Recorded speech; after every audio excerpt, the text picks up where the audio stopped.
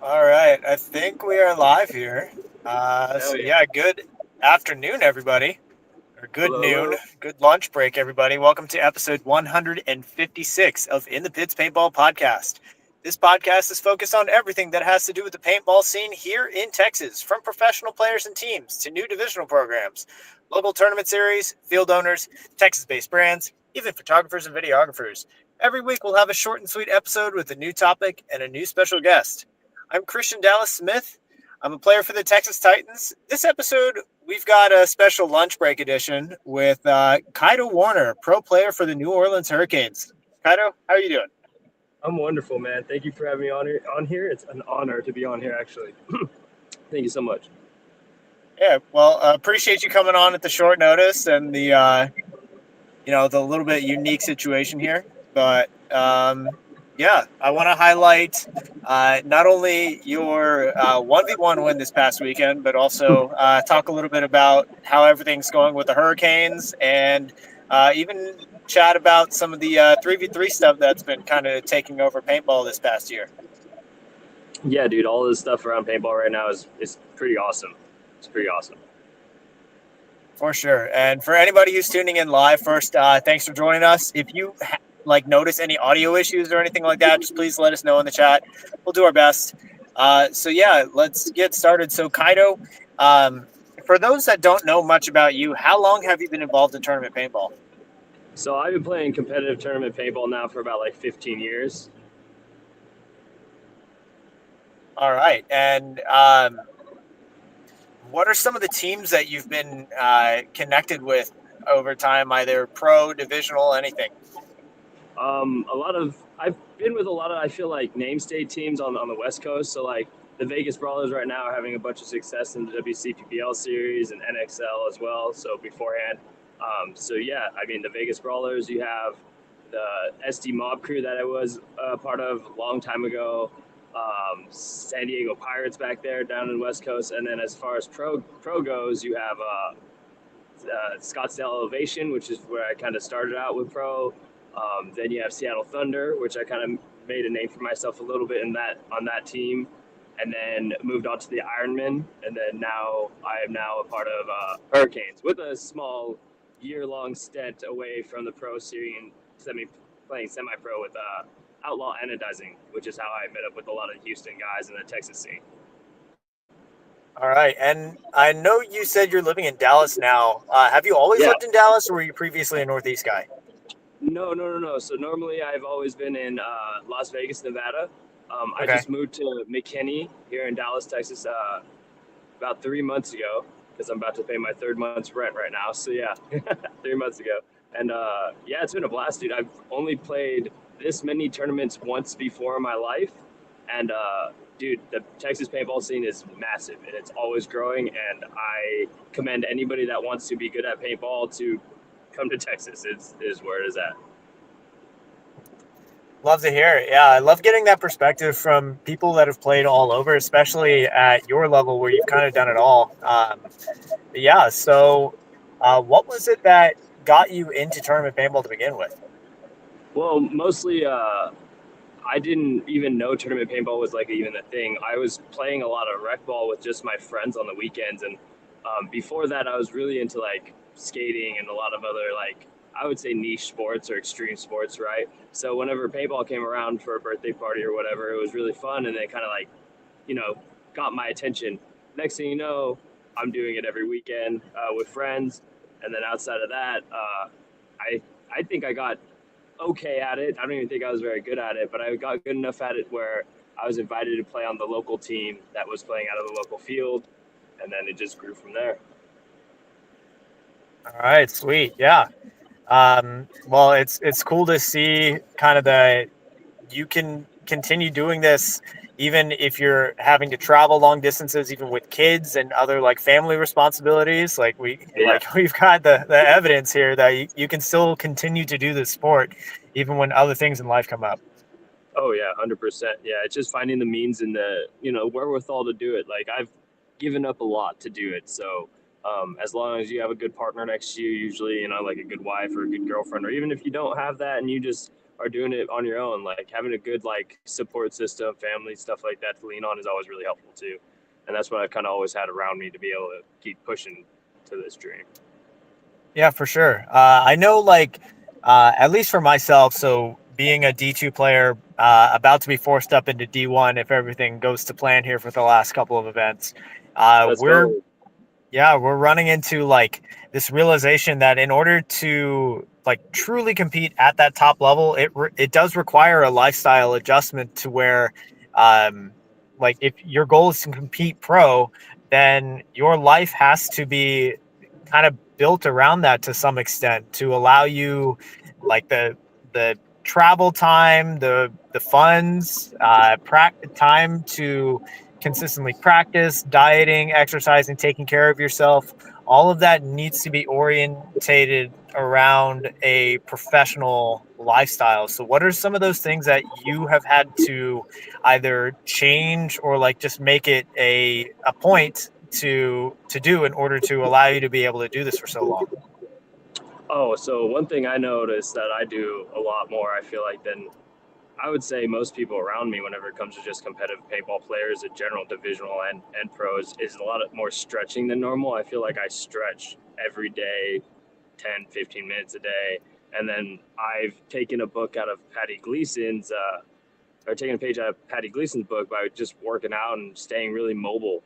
A lot of his OTL stuff and a lot of his like workouts and stuff that I took from Thunder, I still use till today. And a lot of his mobility stuff I still use today. So it's been like, what is that? Thunder was 2020, so right before COVID. So that's been like 5 years now of me doing all that stuff. And I like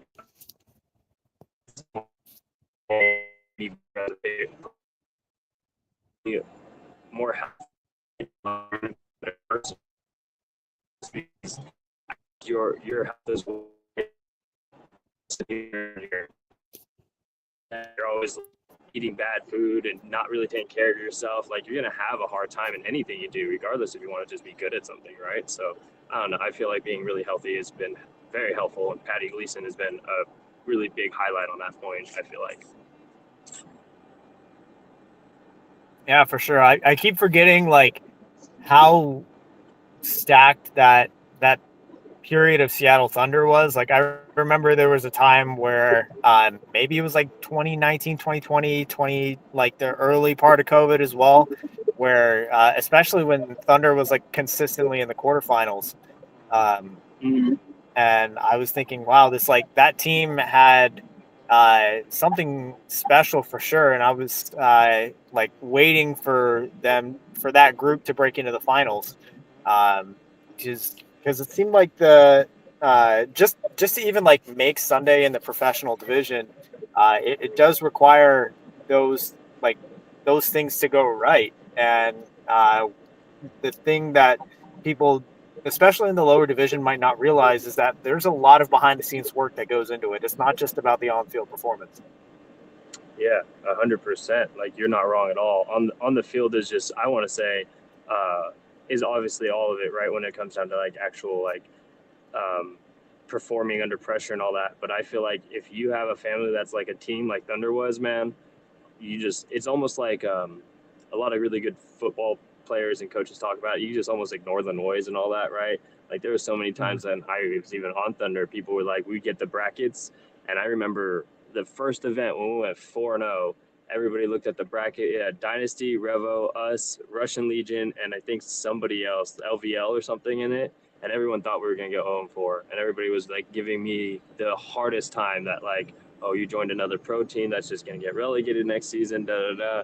And we went on to take fifth place, like, and we didn't even have to play on Sunday until the quarters. Like, it was amazing. like it was one of the best first events with a team I've ever had. You know what I mean? Close to the first event with Hurricanes. Like, Hurricanes is really close to exactly to what Thunder was in the sense of being a family, and all those guys played together for a long time. Like, it's as close as I could get, to be honest. Yeah, for sure. Real quick before we continue, I know because we're in the both in the mobile setup here, I don't have my graphics for all of my sponsors for the show.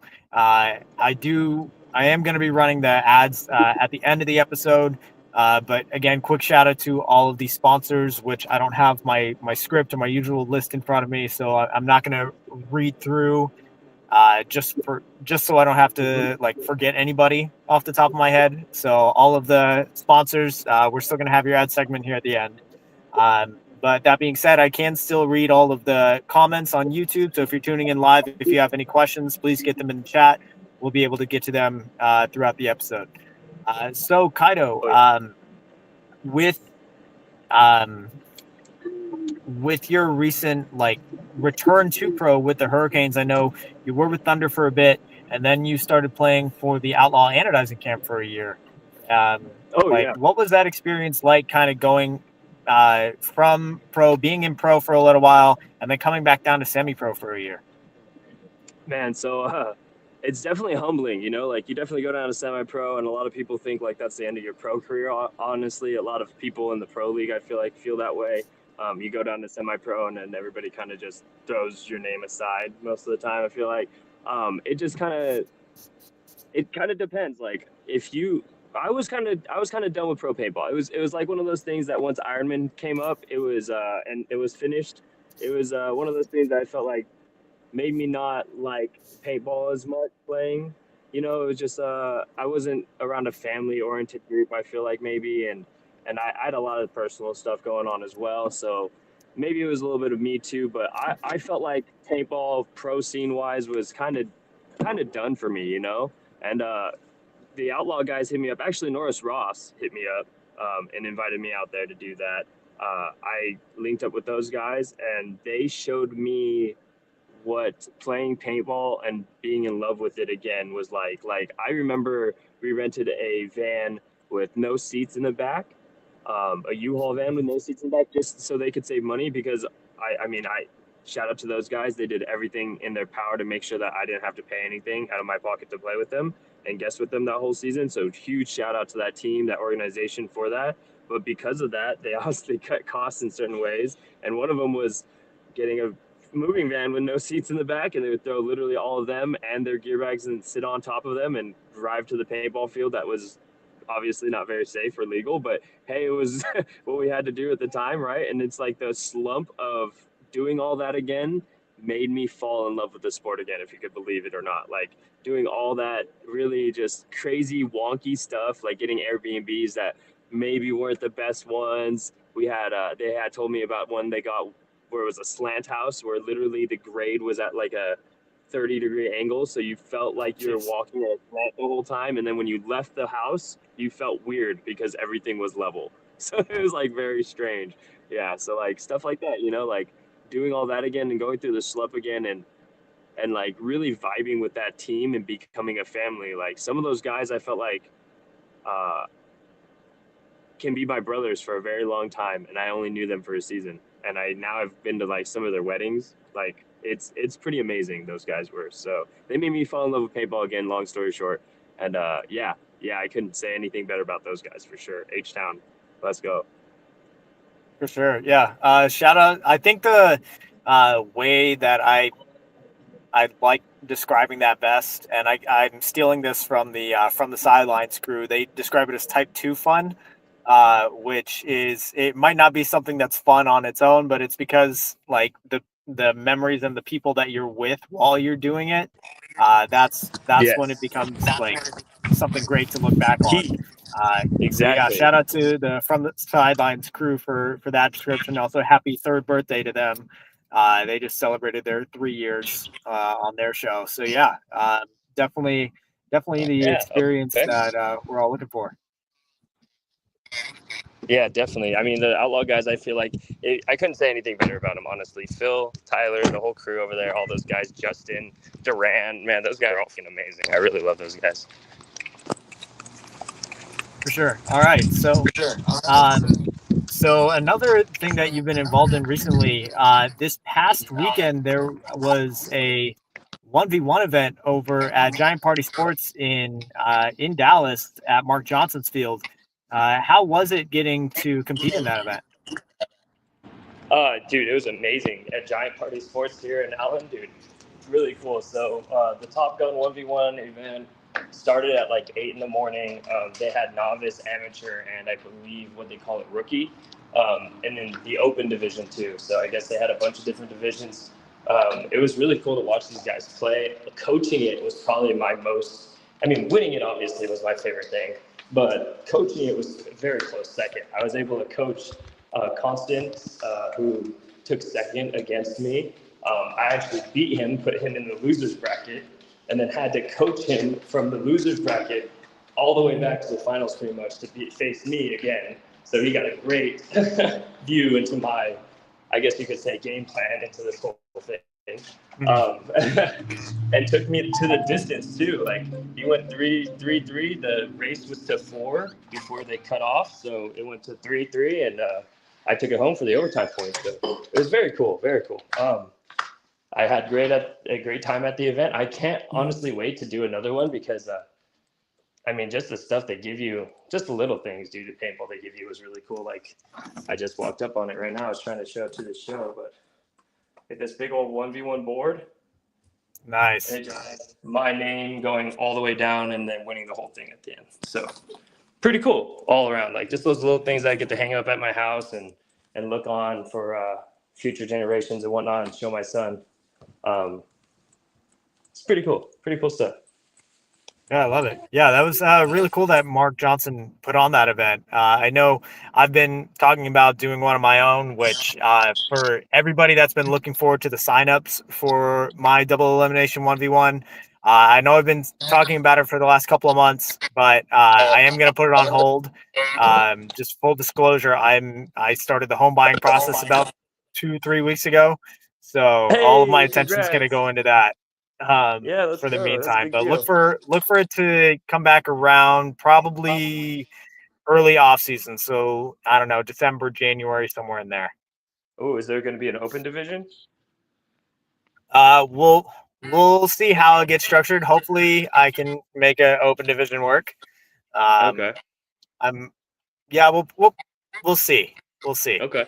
Okay. Um, Yeah, I know a couple of the pro guys have asked me, "Oh, is there going to be open?" And I'm like, "Well, if I do open, and then there's a lot of pros that show up, then are you guys going to be scared of each other?" Or because I know that like the something that Oliver ran into was like the pro guys not showing up to the pro part because various reasons, right? So I love to be Yeah, able I to do mean, it just to showcase the talent that's out there.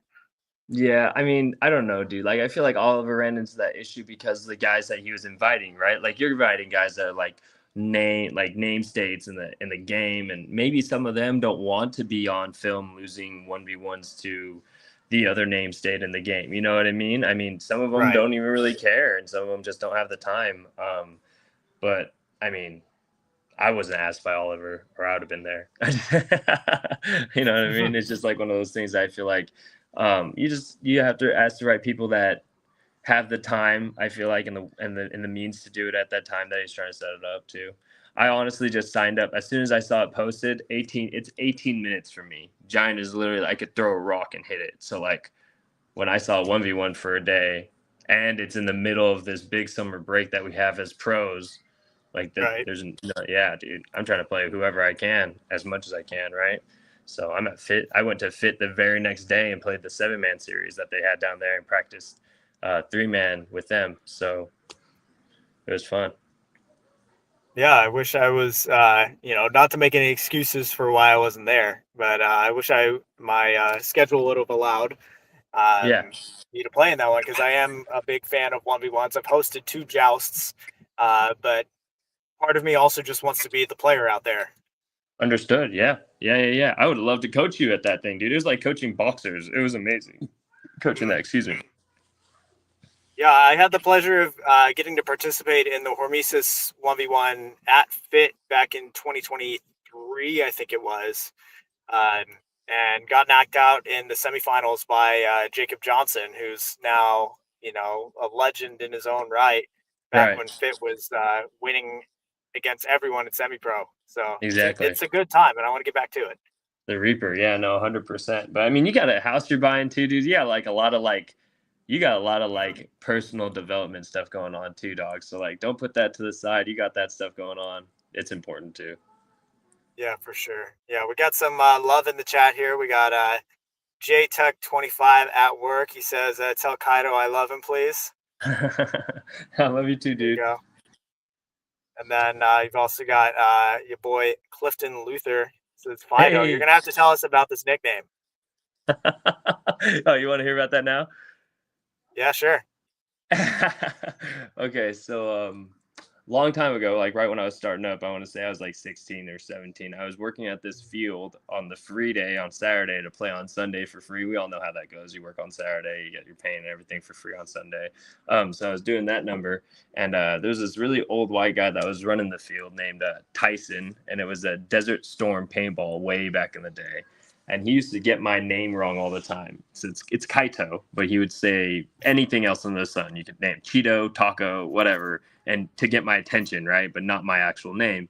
And then finally he was just like, "You sound like," and he got done watching a movie recently. And he's like, "There's this dog on this movie called Fido, so I'm just gonna call you that."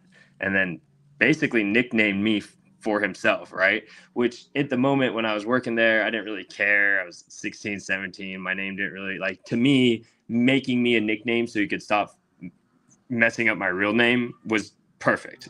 Like, it was way better than me having to tell you my real name over and over and over again. So that name, one of my friends from high school that played rec ball with me on Sunday every weekend heard it, and then it stuck. After that, I feel like going through high school, people would call me Fido, and then going to the paintball field, they would call me that, and then I would join a team, and eventually I would just introduce myself as that when I would play on paintball teams. Like, "Hey, my name's Kai, but everybody calls me Fido out here." I don't, I don't really want to go through why, but they do. So my name's Fido if you hear that around, and that's kind of how that whole nickname came about. So if you go to the West Coast and some of them don't even know me by my real name. Like, my wife has walked up asking them for about me at like an event, like, "Hey, where's Kai at? I haven't seen him." And they'll be like, "Who?" You know, they won't even know my real name half the time. They just know me as Fido. So that's definitely the Brawler crew for sure. Those guys are all great. Yeah, shout out to the Brawlers. Yeah. I know I actually got the pleasure of meeting them and helping them out in the pits at the first WC event this year. Oh, Uh, sick. yeah, are you going to be at WC? Dude, so this weekend I cannot because I've had done all that other paintball stuff, and actually this weekend coming up I have a practice with the Hurricanes, the New Orleans Hurricanes Okay. this Sunday, so I have to be in Louisiana. Yeah, the whole thing with Dub C, I feel like with their schedule this year, nothing against Mike at all. This is not his fault because it has nothing to do with that league or anything at all. But like, his schedule for WC has seemed to land on a lot of like my non-layout practices with the Hurricanes, or like my XYZ practice with the Hurricanes, you know what I mean? And not to like put them on the back burner because those are all my best friends, but like I need to be as ingrained into that team as possible, the Hurricanes as possible. So like, if they're gonna ask me to come out for a non-layout, I mean, now it's a drive away, so like I have zero excuse. I feel like now at this point, the drive is only better to be there. So, so excuse me, if they wanted me there, I'm gonna try and be there. You know. Yeah, for sure. And then, like, that's just how the scheduling goes, I feel like, with paintball events, especially now that you're in Texas and there's so many of them. Like, there's only Mm-hmm. so many available weekends without looking at, like, well, do we want to book on Mother's Day or Easter? Right. Like, there's like no free weekends at this point. No. Yeah, and if you're like one of those people, like, I think you throw the 3-man MVPS or whatever, right? Or the HPTPS or whatever. You were there for that. Yeah. Yeah, Yeah, you're. the Splat Zone one, yeah. Yeah, that one. That one was like a random Sunday or Saturday or whatever it was too. And Phil literally invited me like the weekend before, and that weekend before, me and my wife were supposed to go to the zoo. And we were like planning on going to the zoo and having like this big old zoo day with my son. And then next thing you know, Phil calls, hits me up on Instagram or whatever, and I just look at my wife and I go, "Do you want to go to Houston for the weekend?" Like, it was like completely flip flopped our whole plans. Like, it just happens like that, just happens. Yeah. And again, shout out to the, the support systems out there that allow us to do these things. Oh yeah, huge shout out to my wife. She loves it. She loves paintball though, so it makes it easy for sure. Oh, definitely. That definitely helps. Mm. So yeah, kind of speaking of the 3-man, you got to do the last open Division three man that was at the Splat Zone event. So how was that experience? Like getting to have an event run in that format. So an event run in that format was pretty cool just because I felt like when you're playing in the three mans, they're really quick. You have time to make like some some pretty dramatic moves and pretty game breaking moves. So it's pretty cool to do. I like the fact that a lot of the teams in that division, or at least in the open division, had such a variety of players, like all the way from, I felt like I played D4 players all the way up to semi-pro players at that thing too. So it was a good time in the sense of being able to see what the local talent is, have fun for a whole day, not take up a whole weekend and just take up a day. And it being in one of the harder parts, I feel like, of the US and Houston down there, dude, it was a great workout too. You know what I mean? Great time. Wouldn't I would do it all over again. To be honest, it was a great time. And the three Yeah, man the tournaments for pro, that was fun too. I mean, I wouldn't want it to take away from X ball, but the three man in pro was fun. yeah. I mean the three v three open X ball, which it seemed to have been trial or originally put on by shout out to Papa Sasha Zucker over at X Factor. Was the guinea pig doing that open X ball division, and we've seen a couple of pros out there even competing. Like Jared Sherman's been playing with the Texas Titans. He's now on X Factor. We had a whole team that consisted of Nico Hyde, Diego, and Geronimo from the Tauntauns. Oh, Um, cool. yeah, Sick. all three of them got to play, and you have guys like that going up against Division Four, even some Division Five guys that are trying to throw in, and they're like even the team with Nico and Jared and Diego, they didn't win the event, so like anybody can have a great day. It's just, hey, how are you performing in that moment? Yeah, 100%. And like you said, anyone can have a great day. Anyone can have a bad day. Like I felt like Tyler Middleton was going off at that three man splat zone event until he got too tired. Right? Like it was everybody can have a good day up until they have a bad day, or everybody can have a bad day up until they have a good day. It's really just your mentality in paintball. It really is. Your mentality in paintball is it's everything. For sure. Which, speaking of the Splat Zone series, I think the next event is Sunday, August 10th. I know that he had posted that if you were signed up and paid by a certain date, I don't know if that date is today. I want to say it's today, but I'm not positive. Go check out that post. But you would potentially uh, be entered to win a couple of cases of paint if you had paid by that deadline. So yeah, go look at that. Go sign up. Go get paid, and I'll see everybody out there because I'm going to be the head ref again. Hey, head reffing again. Let's go. Oh yeah. And kind of speaking of, and I see Bobby Kramer here in the chat has typed something up about it, and we'll get to your question, Bobby. So on Friday, we've got the ESPN event, which I mean, it looks like this 3v3 X Ball has something to it because ESPN's going to build a live show around it, being filmed at the Wide World of Sports over at Disney World, with the current top four teams, which is Fit, Dynasty, Impact, and Red Legion, all going up against each other. So I know you've gotten to play the 3v3 a couple of times. What do you think this format has that might potentially lead to something even bigger as far as like national broadcast media? If you're talking about what this format has that will bring it up in the world, maybe I would say the fast pace of the game, how many points they can score in a certain amount of time.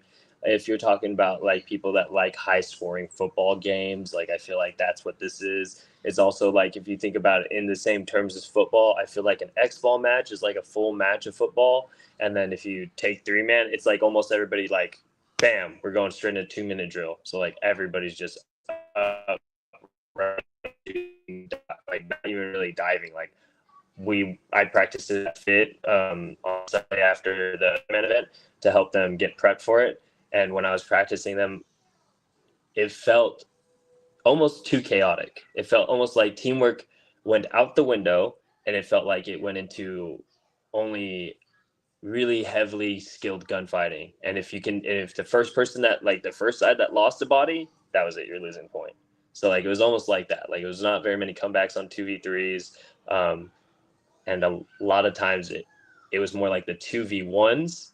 Those were really interesting more than the 3v2s, because if you were able to make it happen, whereas 2v1 and that slowed the point down, that's when you got to see like some really crazy stuff. So I feel like 3-man is definitely like just a very fast, condensed version of our sport, and you're going to get very quick, very high scoring games. If they are close, they're maybe a point or two away from each other. Whereas X balls, dude, you could have a 6-0 butt kicking, you know? Oh yeah. Yeah, and I think for this format, it's going to be no mercy rule, 10-minute running clock, so the clock doesn't stop in between points, and Mm-hmm. only 30 seconds break time. So teams are going to be running at least 6 deep, if not more. So it Yeah. should allow us to see a few more players than we normally would. Like even in X ball on Sunday, you're really like just spinning 5, maybe 6 guys when you get to Sunday, but on this one, you're spinning your full line. Yep. It's definitely 2 lines. You do not have time to really even pot up, load up. Like, literally, it had 6 guys, and then it was me, 2 other guys for a 3-man squad, and then it was Shut Up had like a 3-man, and then Beefy had like a 3-man, and us 9 guys were rotating against their 6 guys, and I remember we were still getting tired, so I could only imagine how they were getting. You know what I mean? So if they're rolling with 6, man, it could go for a while. Yeah, absolutely. So Bobby Kramer asks, what are your predictions for Friday's event? So I think in the first games we've got Fit versus Impact, and I want to say Legion and Dynasty if I'm correct on that. So if I'm picking anything, I'm gonna go, because I've been a fan of Dynasty for a while, so I'll lean into my fandom with that one. I feel like Dynasty will take it over Legion, and this is only just because I feel like they've done it before with the same guys in what they do, that like 3-man event in Vegas, or it was like a Smart Parts 3-man or something like that. I remember Alex was playing in that. So like yeah, dude, they've like been there before. They've done it, so I feel like I'm just gonna lean into that. They're one of my favorite teams since I was little, so I feel like I'll lean into the fandom with that one. And this is me just putting a fan cap on. I feel like Fit has done some amazing things, and this will be a new, I guess, style for everyone. So it's almost like you can't lean into what they've done recently as a pointer. So I do want to go the other way when it comes to this, just because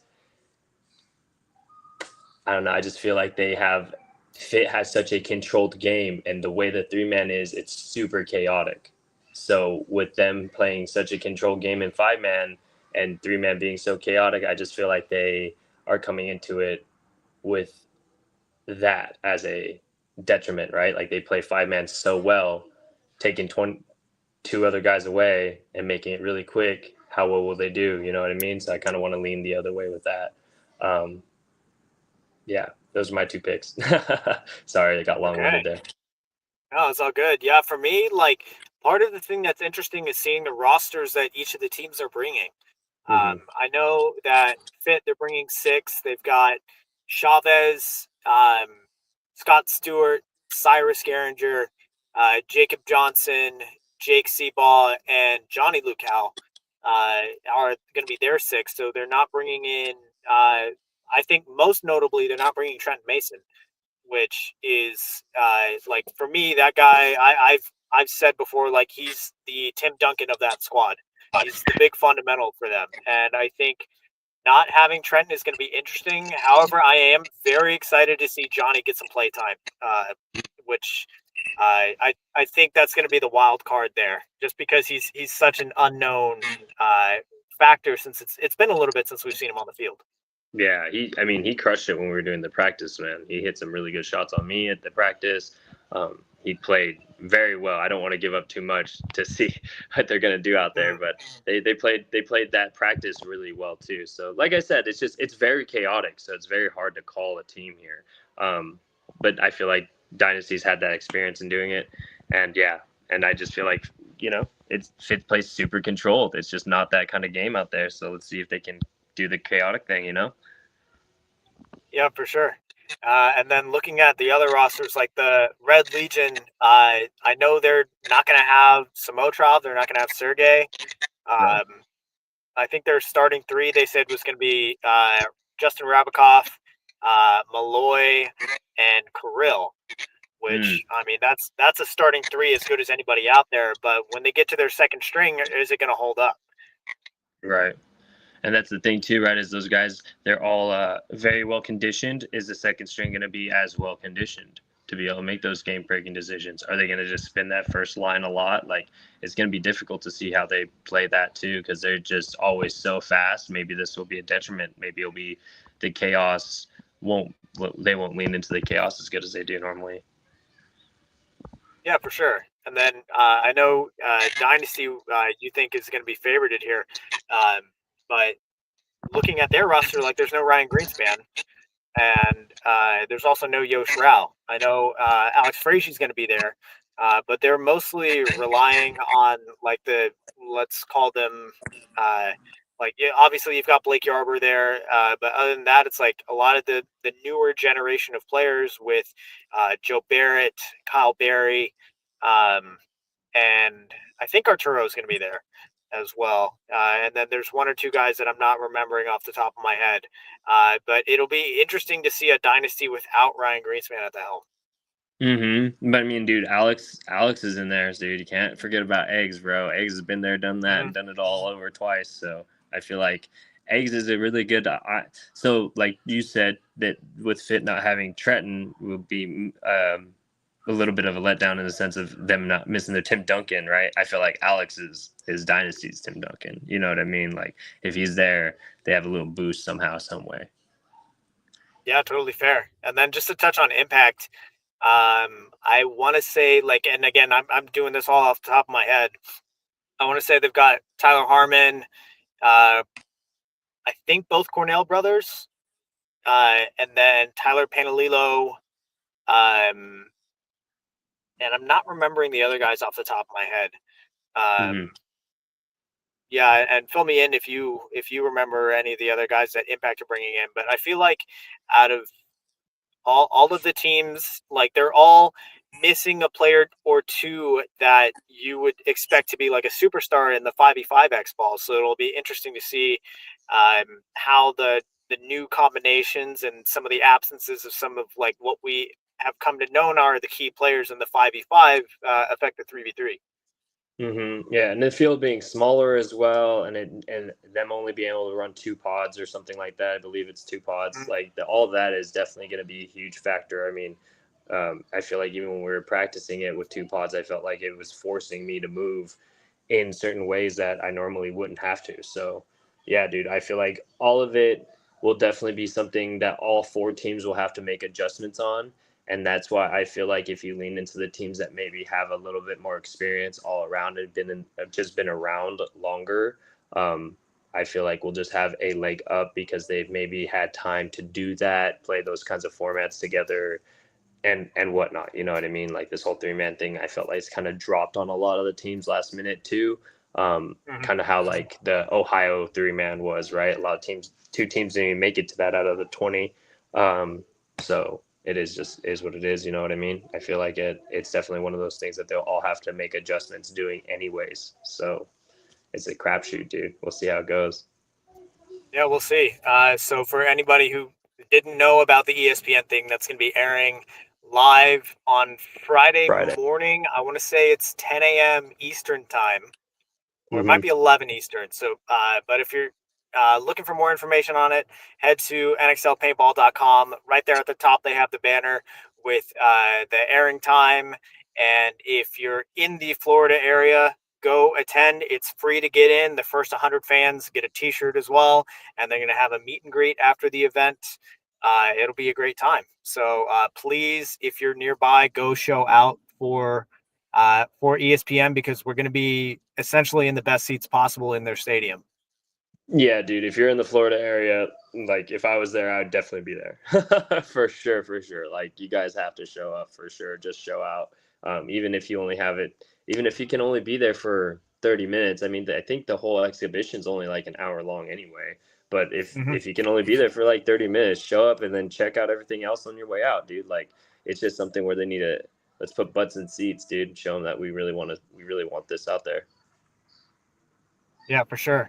So we're getting here toward the end of our show. Let's talk a little bit about. I mean, I know we're in the mid-season break right now, but about your season with the Hurricanes so far. I feel like you guys came out, surprised a lot of people at the first event. I know you took down X Factor in the prelims, and then like since then, we're kind of questioning like, hey, is this which Hurricanes are going to show up at each event? So how do you feel like the season has gone for you guys so far amidst this sort of rebuild after the departure of Coach Mike Bianca, and then I want to say one or two of the players stepped away as well. Yeah, I think it was a total of three players that stepped away, or two players that stepped away. I know it was um, Britt and Bailey. I know those two were preseason, Mm, but somebody that did just step away is Aaron Pate. He, I believe, had some stuff going on with his family, in the sense of like not being able to be there as much as he needed to be for some stuff. His job as well is becoming very, I want to say, cumbersome with his time. So he's actually stepped away from the Hurricanes as well. Um, Along with Mike Bianca, I would say three players and a coach is a pretty big turnaround for any team mm, in professional sports. Outside of just paintball, any team like that, you see three guys leave and a coach leave. In football, you feel the same way. So, yeah, it's a big change. A lot of the guys that they picked up, Justin Hodges, BB Dowen, Jake Ratfield from the Oilers, myself, all of us have definitely, I felt like, stepped into the mind frame of next man up. If we get the time, we get the time. If we don't, we don't. It's definitely one of those things that we have to earn it. It's definitely not given by any means per se. And these guys have been playing together for years. So if you're trying to get on the starting line or even close to it, you got a lot of work that you got to put in, and you're going to be here doing it for a while. So, lock in kind of deal. I feel like the Hurricanes season so far has definitely gone from a very high point like they did last season. Has definitely dropped a little bit. But we kind of stayed like right here. I really would mm. like to see us get over that 2-2 hump right now. Maybe make it into that 3-1 again. Every time we go to the event, I want to say in Atlantic City, the second event, we missed the cut because of the point spread that we didn't really know as players. And I don't even blame that on the coaching staff either. I blame it on all of us as a group. I feel like we definitely should be talking about point spread and margin and stuff going into there. It's part of the game. We have to know about it. You know what I mean? It allows us to play the match in a certain way that we need to play it in. We had fixed that issue going into Ohio, had a much better understanding of the point spread, had a much better understanding of what we needed to do against the Ironman to move on. And if we were going to be 2-2 at that point, I believe in Ohio we were 1-2 when we went into the Ironman match. So we knew we had to get X amount of points to move on, and we just couldn't do it. We only beat them in overtime. So, and it wasn't enough to make the cut. So it's just one of those things. I feel like it's definitely not the work that we're putting in. It's definitely not that. We are all putting in a lot of work on the off season, obviously, and during the break as well. But I feel like the team's just missing maybe one or two crucial things as far as in-game moments playing with each other, and we will be right there on Sunday. There's a few times I feel like we had impact right there. You know what I mean? We're up Mhm. bodies, we're losing up body situations, or we're up points and we're losing those low body situations that we can pull back. You know what I mean? Um, it's definitely just like one of those things that as the season progresses, we will definitely hit Sunday here soon. Again, we're just right there. We're just right there. Yeah, I mean, I definitely agree. There's like, uh, obviously there's levels to this, right? Yeah. Just and not to use a cliche term there, but like there really is. And especially when you take into account, like, going back to like the behind the scenes things that all contribute to your on the field results. I feel like the Hurricanes have definitely done a lot with not as much of the resources that are at the disposal of some of these other teams. So I am excited to see the approval of you guys. And the loss of Aaron Page is going to be noticed for sure. But I am excited to see that those next men up and those new up and coming pro players start to make their mark on the scene. Mm-hmm. Yeah, dude, and it's one of those things too that like if they never, if the teams that are at the top and all the pro teams don't have some sort of some sort of revolving door when it comes to the roster, you're never going to see these new teams, these new faces out there. Like you're never going to, there would never be a me out there if Patty wasn't tired, right? Like there would never be a Justin Hodges out there if Nick Ripple didn't get tired in Ohio. You know what I mean? So like it's just like one of those things that like these pro teams, these guys are getting older. Some of these guys are stepping away. Some of these guys' life is catching up to them, where they need time with their families, with their young ones, to be dads and whatnot, and moms, and it needs to happen at some point. You know what I mean? I mean, Ryan Greenspan is not going to play forever, so there will be a roster spot open on Dynasty at some point for some little kid that's out there right now thinking they can do it. You know what I mean? And it's the same thing on the Hurricanes. At some point, myself or Stewart or somebody's not going to want to do this anymore, or cannot do this anymore, and there will be a roster spot open on those teams. And if these mainly teams don't give some of these kids, these rookies, some sort of time on the field to even make their name, you're going to have to find a way to do it yourself. And that's kind of like one of those things too, is like 1v1s, right? Like that's a great avenue for that, like to be able to make your name out there and things like that. Justin Hodges, I would be surprised if he doesn't get a phone call next season from somebody. And he's on the Hurricanes now, and I hope he stays with us the whole way through and everything too, but I wouldn't be surprised if he gets a phone call from a top team. I mean, look at him. He's playing amazing. He's having great points, and even though the Hurricanes aren't maybe winning and turning those points out, if you watch how he's playing those points, lights out. Mm-hmm. Yeah, and So like with that kid, I know he had also been guessing with the Bearcats for the first event of the USXBL. I hit him and his dad up. I was like, "Hey, are you guys coming back for the next one?" And Matt said, "No, we're gonna miss this one. He's graduating high school this weekend." So I'm like, "Geez, this kid is getting it done at 18 years old." So like the next generation is definitely coming. Yeah, yep. And it's just like, Jacob Edwards and Keith and Oliver and all of them, they all started and they made pro at 16, 17, 18, Tyler Harmon 15, you know what I mean? All these guys are definitely coming up in the game. So like these young kids, Tyler Middleton even, yeah, he definitely coming from my spot for sure. Like there's some kids in the game right now down in Texas that I've had the honor and the opportunity to hang out with that are definitely going to be the next generation of pros for sure. Yeah, for sure. Yeah, shout out to all of the Team USA kids that are out there, and we've got quite a few of them here in Texas. I mean, you've got Luke Staley, Cameron Blanco. You got, who are the kids in Houston? I keep forgetting. Ashton. Oh yeah, Ashton. He's a baller. There's another one. Landon. Yes, Landon. That's right. Correct. Yeah, I actually played with those two for the D2 line of Outlaw in Atlantic City last season when I was on the Outlaw camp. That was pretty fun. Those kids are awesome. Really good gunfighters. Yeah, shout out to all of those kids in Texas, because I think that's going to be, if you're looking for where this next generation of pros are going to come out of, you start there. Yeah, 100%. Texas, dude, Florida too. You got, and yeah, freaking Alabama with Justin Hodges, dude. Crazy. Yeah. All right, so I think we're getting here towards the end of our show. We do have one question here in the chat from JTuck25 at work. It says, who was Kaido's very first paintball team in Vegas, and who would you cite as some of the most influential teammates or coaches that you had in the Vegas scene growing up? Vegas scene growing up and the first team in Vegas. So the first team in Vegas, actually, I believe, I started. It was called Sin City X-Rated.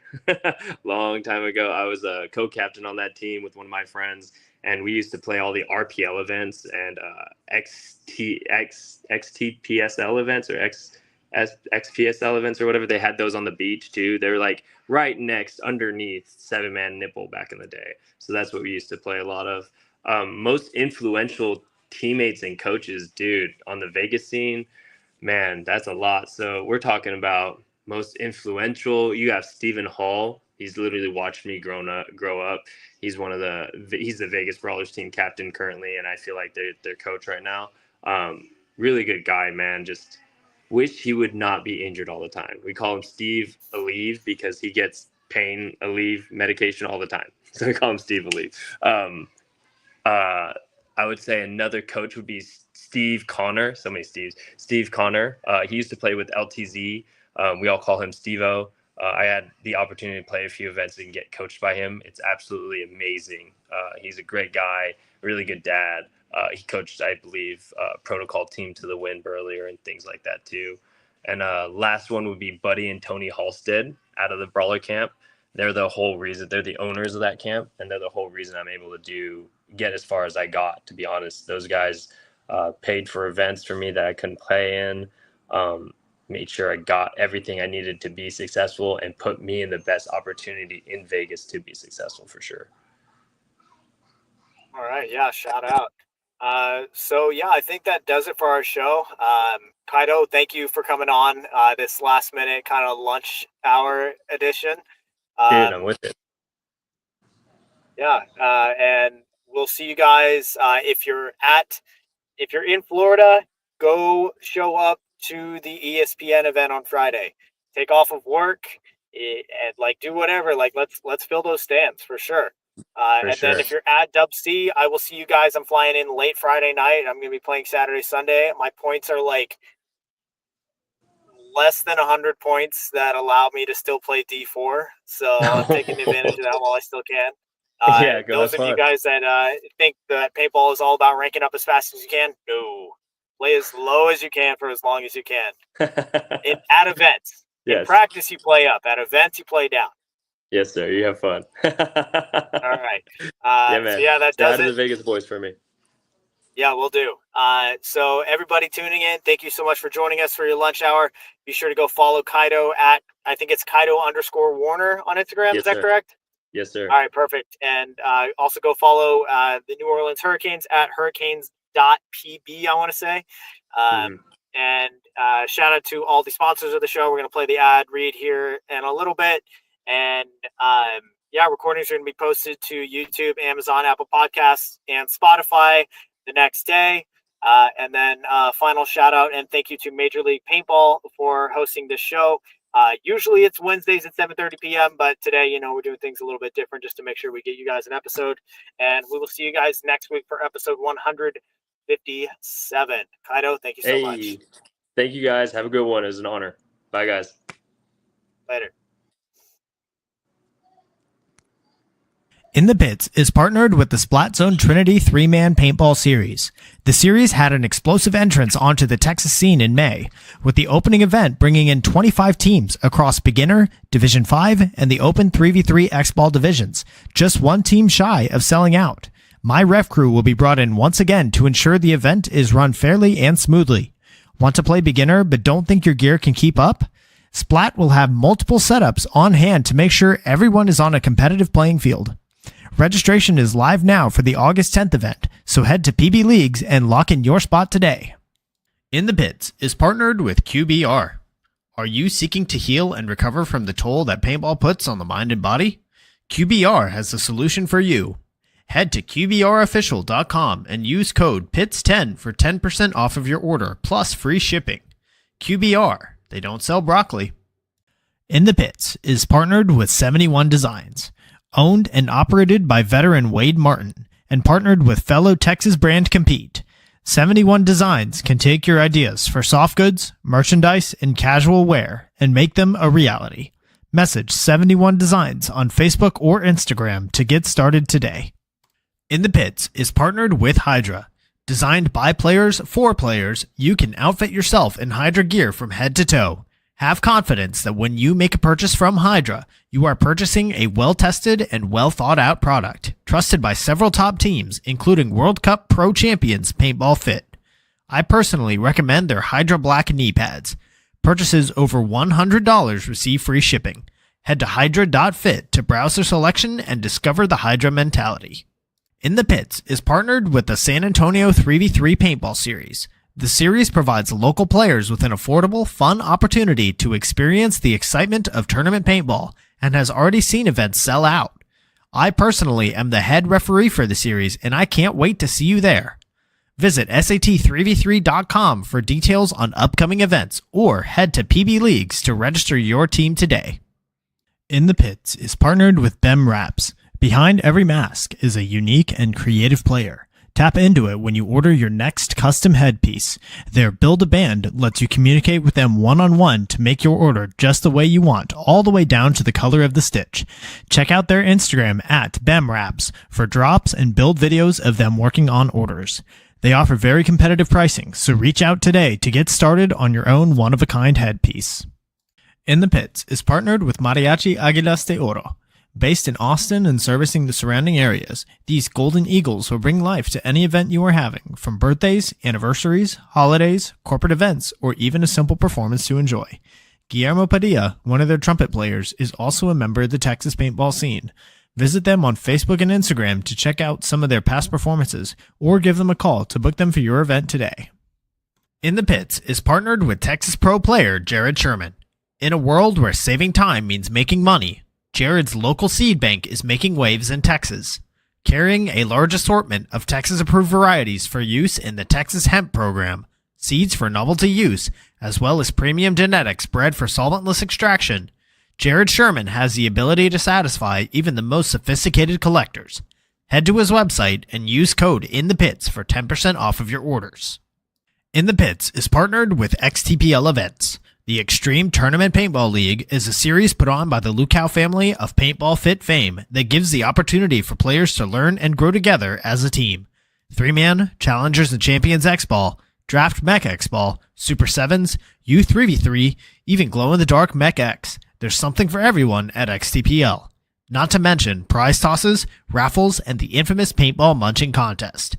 Events happen throughout the year, and the prizes never disappoint. Sign up for an XTPL event today on PB Leagues. In the Pits is partnered with Get Dat Shot. Get Dat Shot is a local Texas videographer with numerous events experience filming on the Major League Paintball Pro Field. Needing coverage for an upcoming event? Message him at getdat_shot on Instagram and let him know In the Pits sent you. In the Pits is partnered with Paintball Kumite. Paintball Kumite is a program designed by Colt Roberts of professional team San Antonio X Factor to take paintball players of all ages, experience levels, and skill groups and mold them into champions. The program breaks the game down into small, easy-to-learn sessions designed to help you master the fundamentals so that you can elevate your game.